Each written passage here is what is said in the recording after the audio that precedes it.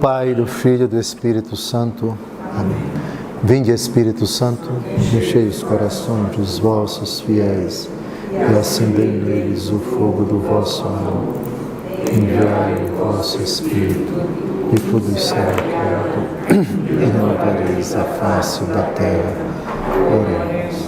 Ó Deus, que instruíste os corações dos vossos fiéis com a luz do Espírito Santo, fazei que apreciemos retamente todas as coisas, segundo o mesmo Espírito, e gozemos sempre da sua consolação, por Cristo Senhor nosso. Amém. Nossa Senhora das Graças, rogai por nós. Do Pai, do Filho e do Espírito Santo. Amém. Continuamos o nosso estudo sobre a escatologia. Escatologia é a doutrina sobre as últimas realidades. Trata dos novíssimos. Novíssimos são as derradeiras coisas que acontecerão após a nossa breve peregrinação aqui na Terra. São 4 os novíssimos: morte, juízo, inferno e paraíso. Já dedicamos 8 programas ao primeiro novíssimo, chamado morte. Esse é o segundo programa dedicado, segunda aula, com 4 blocos de 15 minutos. A segunda aula dedicada ao segundo novíssimo, que é juízo. Juízo particular e juízo final. É a nossa 282ª aula. Nesses anos todos aqui em Brasília, estudando a Santa Palavra de Deus, desejo, se você ainda não se inscreveu, se inscreva no nosso canal, ative o sininho para receber as atualizações. E agora vamos retomar aquilo que afirmamos no encontro passado, disposto em 4 blocos de 15 minutos. A saber, o além, as realidades após a morte, a vida após a morte, como nós já abordamos em várias outras aulas, nas 9 aulas anteriores, é uma convicção que nos primeiros livros da Bíblia, nos mais antigos, não existia. Paulatinamente, só aos poucos, em Israel, vai amadurecendo a consciência, a convicção de que existe vida consciente após a morte, de que existe vida após essa realidade horrenda chamada morte.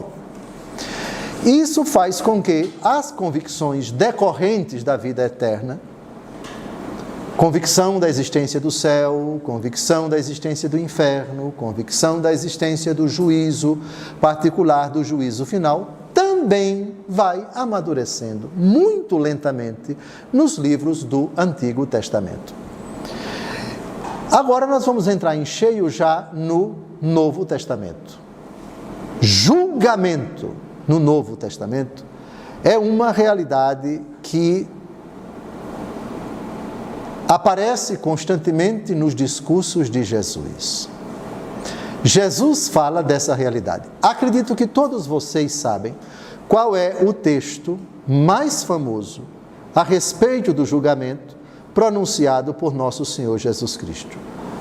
Esse texto está ilustrado numa tela imensa, num quadro, num dipinto, numa pintura de Michelangelo na Capela Sistina. De que nós estamos tratando? Estamos tratando do juízo final.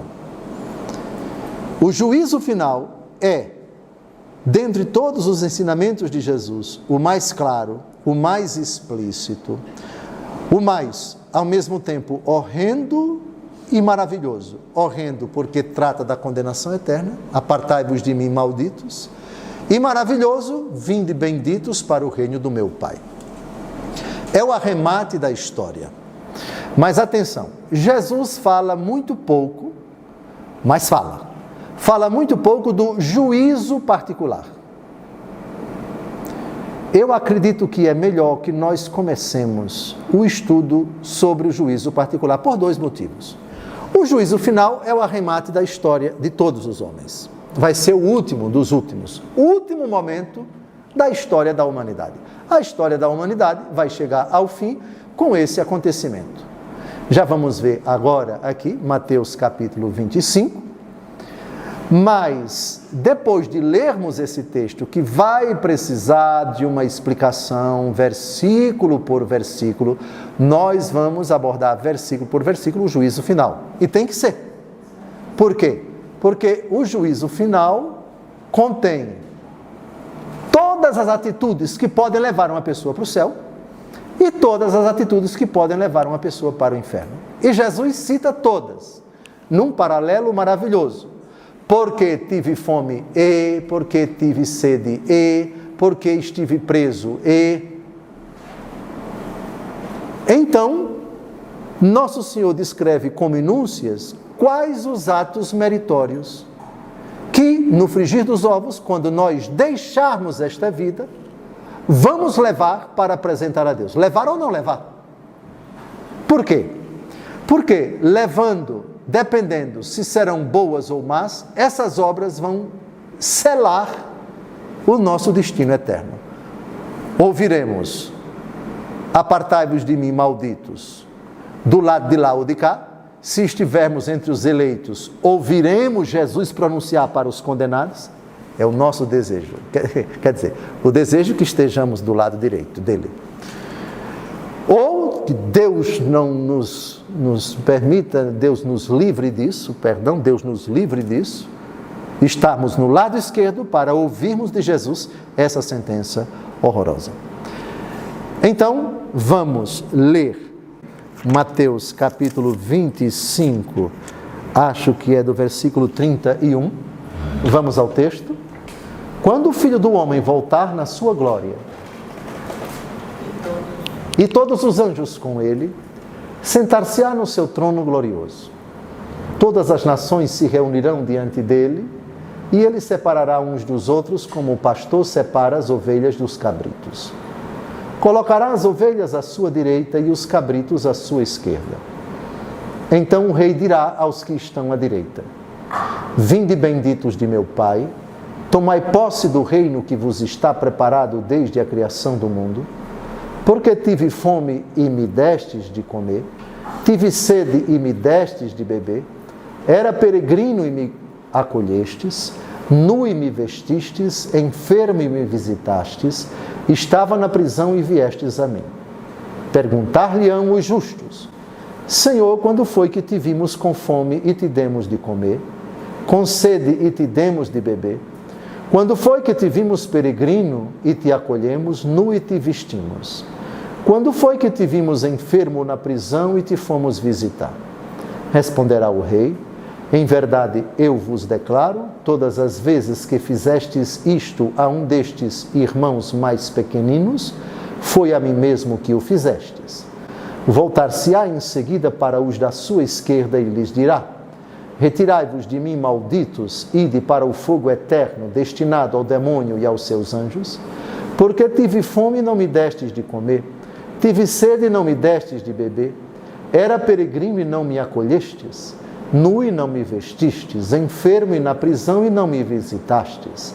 Também estes lhe perguntarão: Senhor, quando foi que te vimos com fome e com sede, peregrino, nu, enfermo ou na prisão, e não te socorremos? E ele responderá: em verdade eu vos declaro, todas as vezes que deixastes de fazer isso a um destes pequeninos, foi a mim que o deixastes de fazer, e estes irão para o castigo eterno, e os justos para a vida eterna. Bem, o arremate da história. Aí pode-se dizer verdadeiramente o fim do mundo. O mundo acabou. Mundo entendido como realidade criatural sujeita ao tempo. Eu vou explicar. Quando a Escritura diz que haverá o fim, 1 aos Coríntios, capítulo 15, vamos ver daqui a pouco, haverá o fim. É quando o Senhor virá em glória. O fim de quê? Da história sujeita ao tempo. Vejam como o inferno é chamado no último versículo: castigo eterno. Vejam como o céu é chamado: vida eterna. O que é eternidade? É a condição que não comporta o tempo. Isto é, antes e depois. Não tem primeiro segundo, terceiro segundo, quarto segundo. Não tem a sucessão de momentos. A sucessão de momentos é o tempo. A eternidade, vejam, castigo eterno, vejam, vida eterna, não existe antes, não existe depois. Então, o último momento do tempo, que é o prelúdio dessa realidade chamada castigo eterno, justos, vida eterna, isso não significa dizer que já agora, nesse momento, haja almas condenadas no inferno. Não. Castigo eterno não será a partir do juízo final. Não. Será a partir do momento em que uma alma entrou lá. Isso para as criaturas humanas. Ora, dado que de Adão até agora, o que eu vou dizer, espero que não choque, mas provavelmente almas estão no inferno. Muitas almas estão no inferno. E digo isso pela visão do inferno que os pastorinhos tiveram, a visão que outros santos tiveram do inferno. O que Nosso Senhor chama de castigo eterno já está acontecendo. Desde que os anjos maus foram expulsos do céu, eles que se expulsaram, porque eles se rebelaram contra Deus, partiram para esta realidade eterna, castigo eterno. Portanto, inferno existe desde que os anjos maus se rebelaram. Aliás, a frase de Jesus foi: preparado para o demônio e para os seus anjos. Lembram disso? Portanto, castigo eterno. E após o juízo final, o que já é eterno desde o momento em que os anjos se precipitaram lá, mas Deus não criou, castigo eterno. Castigo que não acabará jamais a partir do momento em que os anjos criados se rebelaram e partiram para lá. Não é castigo eterno no sentido de que o inferno sempre existiu. O inferno foi preparado para o demônio e para os seus anjos. Mas é uma realidade para onde eles foram por causa da decisão deles. Deus não tem nada a ver com o inferno. Aliás, Deus não tem nada a ver com o inferno. Isso eu já disse tanto nessas 10 aulas que eu acho que vocês já estão até cansados de ouvir isso. Mas nunca é enfadonho recordar essa verdade de fé. Deus não é o autor do inferno. Mas o inferno, por Jesus, propriamente é chamado de castigo eterno. Castigo que é decorrência de uma decisão livre, voluntária, dos anjos maus. Eles que, porque se rebelaram, foram precipitados para lá. Está claro? Bem, então está terminando o primeiro bloco. No segundo, nós vamos fazer algumas pontuações ainda dessa realidade que não vai ser explicada agora, versículo por versículo, porque ainda precisamos falar do juízo particular nos discursos de nosso Senhor Jesus Cristo. Até o próximo bloco.